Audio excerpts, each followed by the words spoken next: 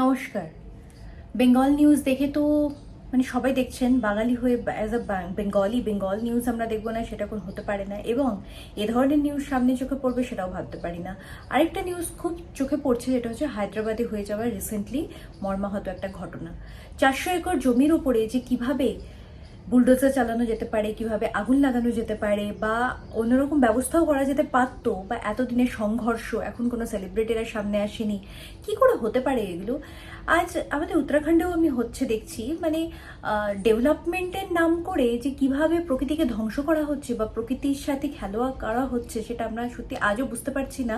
কেদারনাথে এত বড় একটা দুর্যোগ হয়ে যাওয়ার পরেও এভাবে দিনের পর দিন গাছ কাটা, দিনের পর দিন সেগুলো মাটি থেকে কয়লা বার করা, নিচে থেকে মাটির গর্ত থেকে, এবং দিনের পর দিন খনিজ পদার্থগুলোকে শেষ করে দেওয়া। মানুষের সংখ্যাটা সত্যি এতটা পরিমাণে বেড়ে গেছে যে তাদের চাহিদার পরিমাণটা এতটা হয়ে গেছে যে আজ দিনের পর দিন প্রকৃতিটাকে কিভাবে ধ্বংস করা হচ্ছে বা প্রকৃতি থেকে কিভাবে সব জিনিসপত্রগুলো বের করে নেওয়া হচ্ছে সেটাই বোঝা যাচ্ছে না।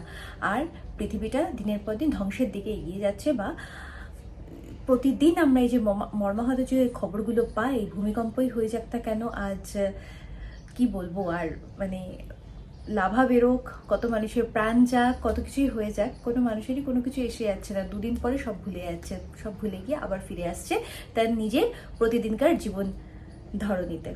তো আমি এটাই বলবো, এই যে 400 একর জমি, এই কথা আমরা ভাবতেও পারি না, সেখানে আবার প্ল্যান করে, এটা রিসেন্টলি হচ্ছে বলে আমাদের এত চোখে পড়ছে, কিন্তু যেগুলো হয়ে গেছে, যেখানে আইটি পার্ক হয়ে গেছে, যেখানে বড় বড় ওয়াটার পার্ক তৈরি হয়েছে, যেখানে ডিজনিল্যান্ড তৈরি হয়েছে, সেই ধরনের জিনিসগুলো, সেগুলোও তো একসময় কাটা হয়েছিল, সেগুলোও তো একসময় পরিকল্পনা করে তৈরি করা হয়েছিল। তো এটার ক্ষেত্রে যখন স্ট্রাগল মানুষ করছে, আরও করুক।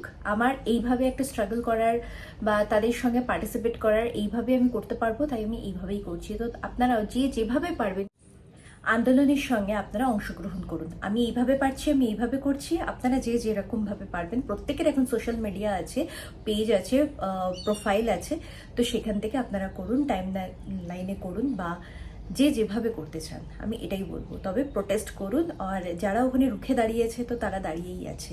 আমরা আরজিকর আজও ভুলিনি, আমরা হায়দ্রাবাদের এটাও ভুলতে দেব না। নমস্কার।